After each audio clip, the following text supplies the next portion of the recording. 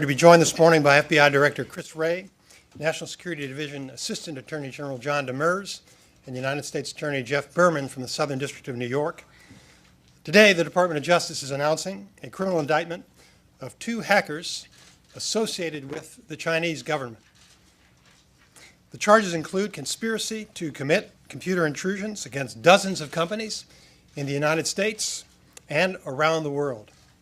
As with all American criminal charges, individual defendants are presumed innocent unless and until proven guilty in court.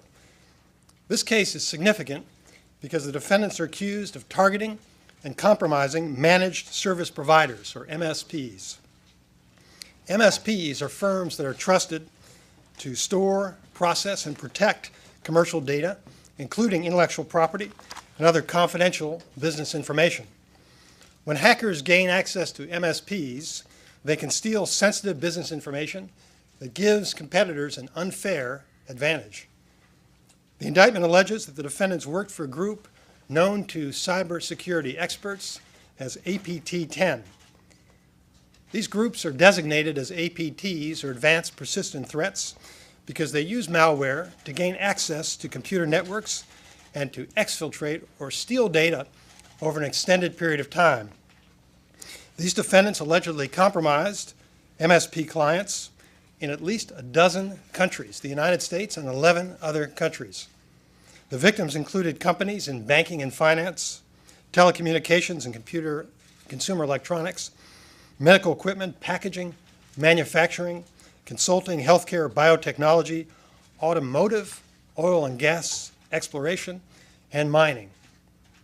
The defendants allegedly committed these crimes in association with a Chinese intelligence agency known as the Ministry of State Security. Now, this is not the first time that the Department of Justice has accused Chinese state actors of stealing commercial information. Since the indictment of 5 uniformed members of the People's Liberation Army in 2014, our department has repeatedly cast a spotlight on China for its state-sponsored criminal activity targeting American corporations. More than 90% of the department's cases alleging economic espionage over the past 7 years involve China. More than 2/3 of the department's cases involving thefts of trade secrets are connected to China. In the last few months of this year alone, our department has announced charges in 3 separate cases alleging crimes committed at the behest of a branch of the Chinese Ministry of State Security.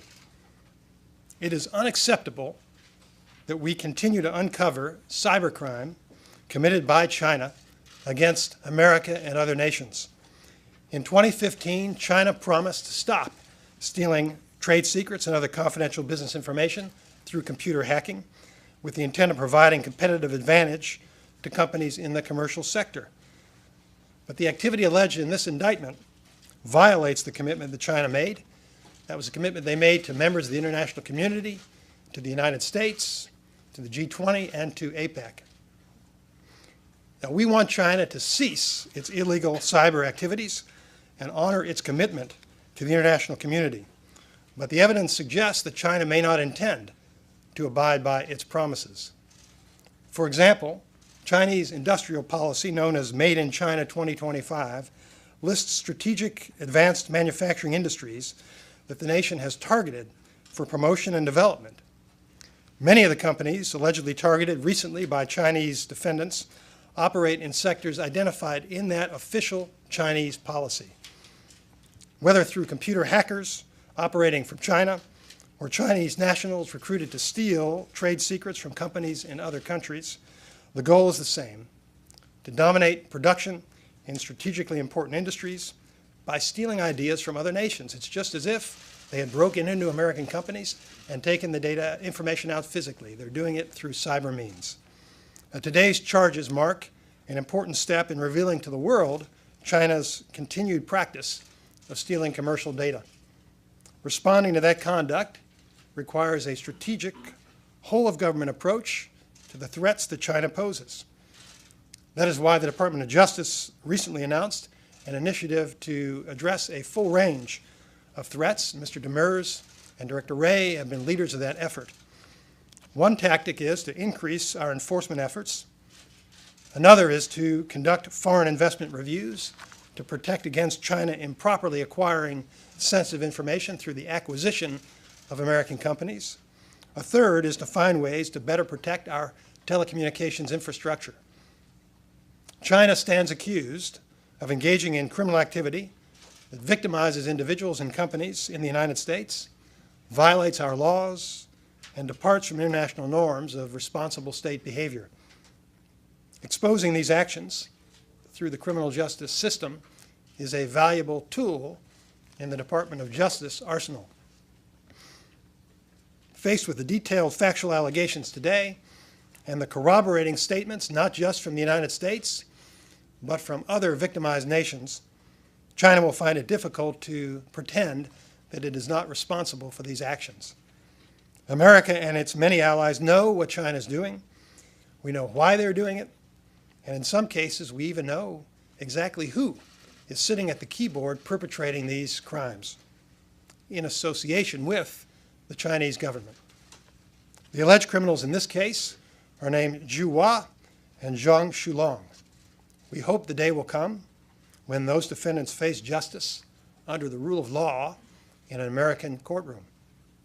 Until then, they and other hackers who steal from our companies for the apparent benefit of Chinese industry should remember there is no free pass to violate American laws merely because they do so under the protection of a foreign state. The Department of Justice and the FBI will continue to use all available tools to respond to China's economic aggression and the threat that these actions pose to the prosperity and security of the United States and other nations that respect the rule of law. I want to introduce next Chris Wray, Director of the FBI, to make some remarks, followed by Jeff Berman, our U.S. Attorney from Southern New York.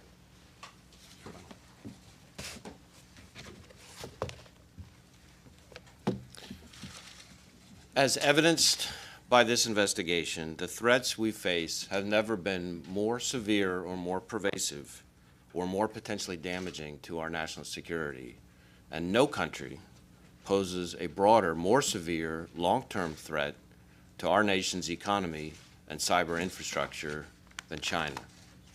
China's goal, simply put, is to replace the U.S. as the world's leading superpower, and they're using illegal methods to get there.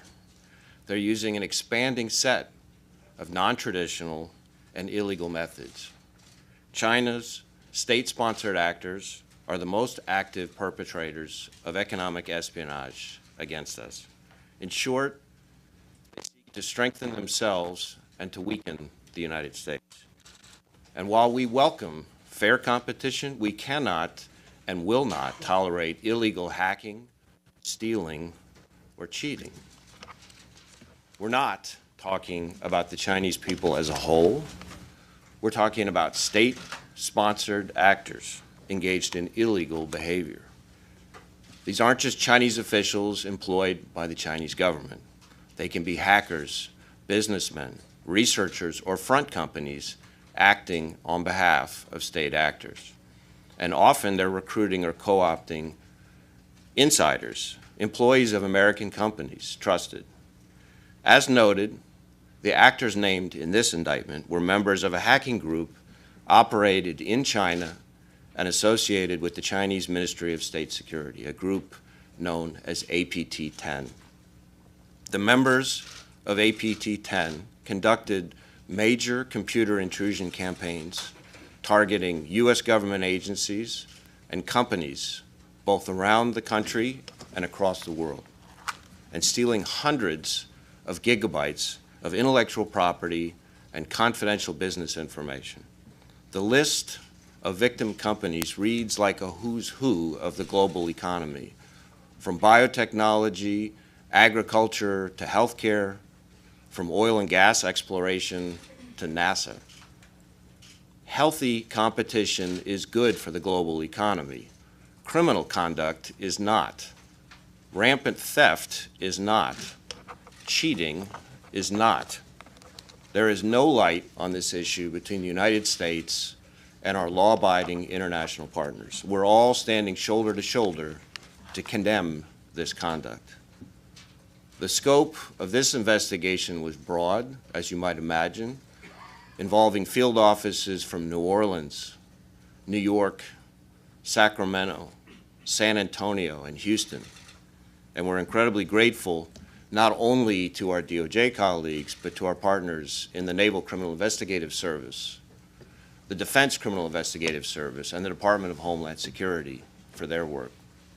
We also appreciate our partners in the Department of Defense's Computer Forensic Laboratory who worked with us as we analyzed hundreds of malware samples. With this malware, FBI and NCIS investigators found key links between major victims and APT-10's command and control infrastructure. After identifying additional victims here in the United States and around the world, the FBI's Cyber Action Team, which is our elite rapid deployment force, and our cyber counterparts at DHS deployed to multiple locations to provide technical support and investigative assistance. We also worked with our counterparts in the NCIS to investigate APT-10's theft of personally identifiable information for more than 100,000 U.S. Naval Service members. We are deeply concerned about American innovation ending up in the wrong hands, including by nation states like China intent on stealing the fruits of our research, our economic investment, our development, and our hard work for their gain. This is conduct that hurts American businesses, hurts American jobs, hurts American consumers. The Chinese government is not pulling any punches. They want what we have so that they can get the upper hand on us, and they're strategic in their approach. They're playing the long game. But let me be perfectly clear. No country should be able to flout the rule of law. So we're going to keep tackling this illegal behavior with everything we've got, every investigative technique, every piece of intelligence, every partnership from federal, state, local, and international partners to private sector, community, and academic partners. And we're going to keep calling out this state-sponsored behavior for what it is: illegal, unethical, and unfair. It's going to take all of us working together to protect our economic security and our way of life. The American people expect and deserve no less. Thank you.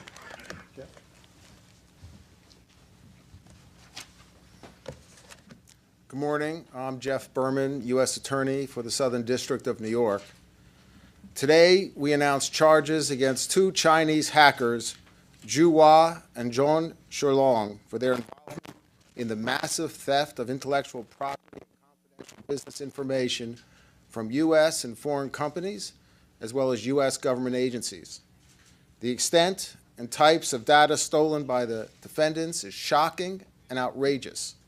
As the Deputy Attorney General and the Director noted, the defendants are alleged to have been members of a hacking group operating in China called APT-10. As alleged, these defendants engaged in their hacking campaign in association with the Chinese Ministry of State Security. Over the past 12 years, APT-10 has mounted a series of sophisticated computer intrusion campaigns that targeted more than 45 commercial and defense technology companies in the United States, as well as managed service providers and their clients across the globe.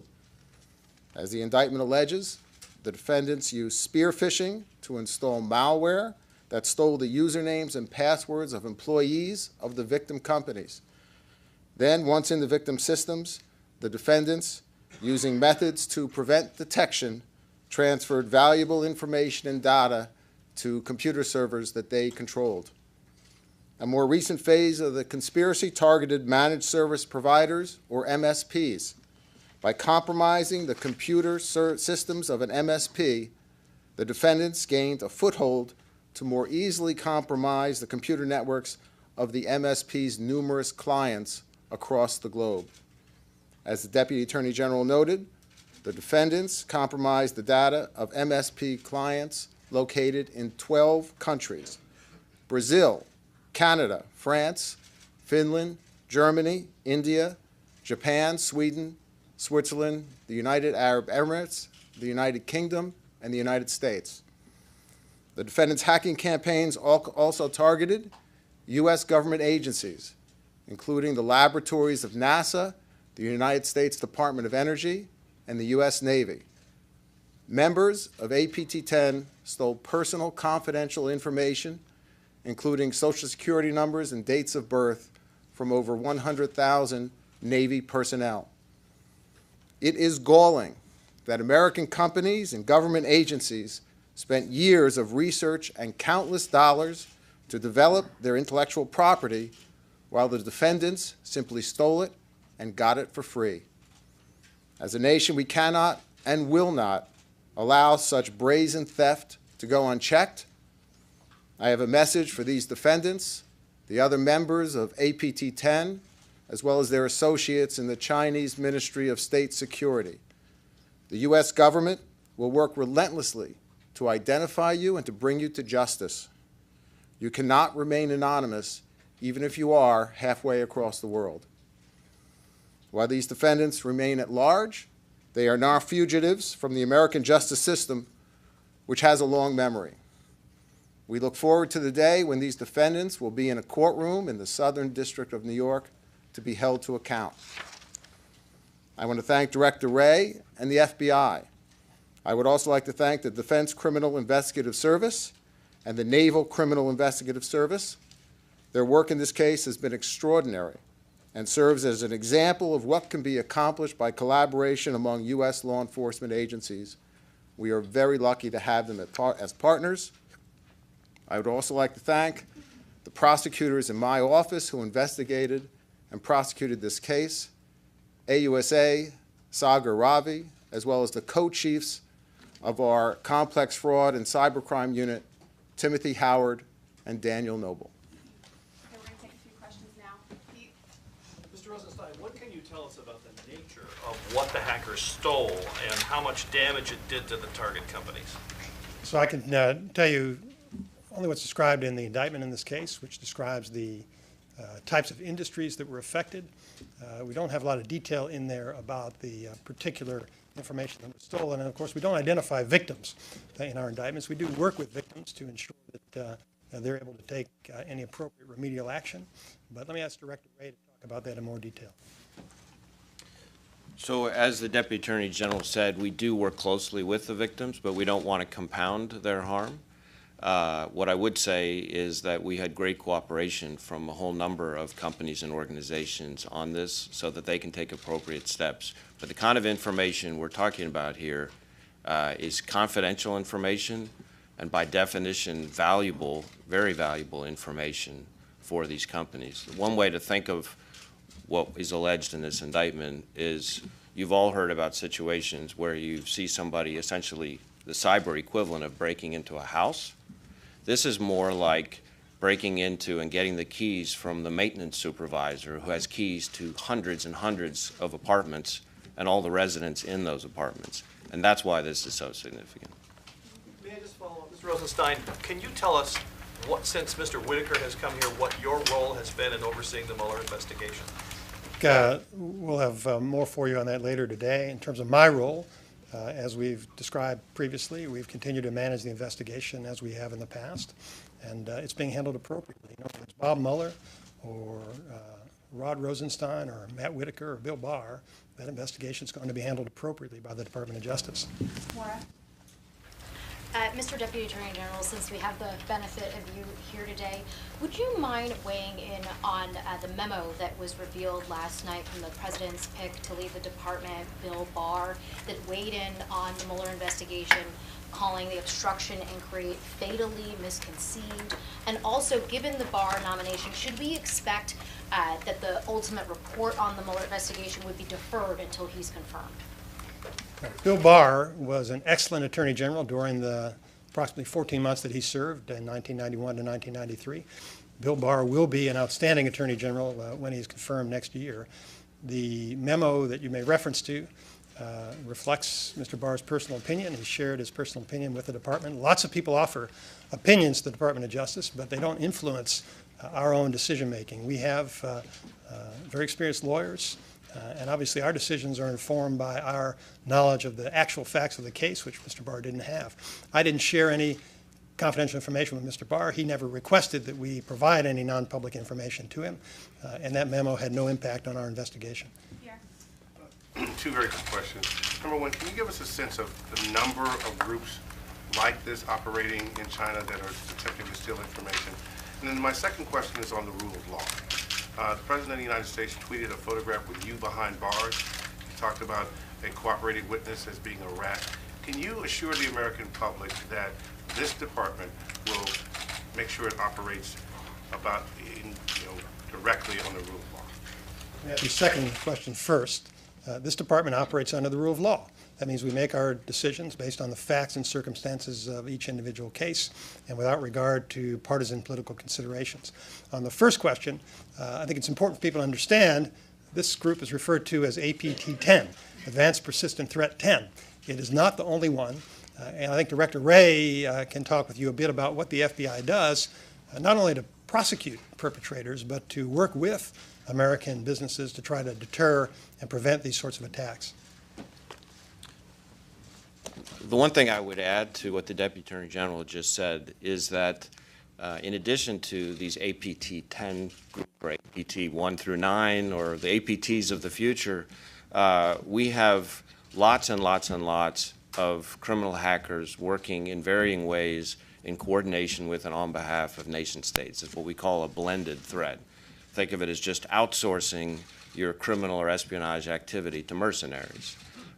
China's not the only country that we've seen do it, but people in this country need, and around the world, need to understand that China is the most active and aggressive in this space. And so it's not just Chinese officials with epaulets on their uniforms. These are state-owned enterprises, ostensibly private companies, hackers of all shapes and sizes, researchers, businessmen, people working for a variety of reasons, some witting, some unwitting, on behalf of the Chinese government. And it's a very serious threat that this country needs to take very seriously. Mr. Deputy Attorney General, what do you say to critics who argue the Justice Department is being used for political purposes at a time of heightened tension between the U.S. and China, especially when you have the President coming out and signaling that he may be willing to interfere with your extradition efforts in a separate case? Well, first of all, what I say to critics is we're always going to have critics. No matter what we do and what we tell our people and what Director Wray and U.S. Attorney Berman and Assistant Attorney General Demers and all of our officials in the Department of Justice understand is that we have a responsibility to do our job. We have a responsibility to investigate cases based on the facts. We need to apply the law and make independent decisions about what steps to take. So our decisions about whether or not a case merits prosecution are not affected by any other political considerations. One follow-up question, Mr. Deputy Attorney General. Why did you decide not to prosecute AMI, even though they admitted to trying to interfere in a free and fair election? Are you holding corporations to a different standard than individuals?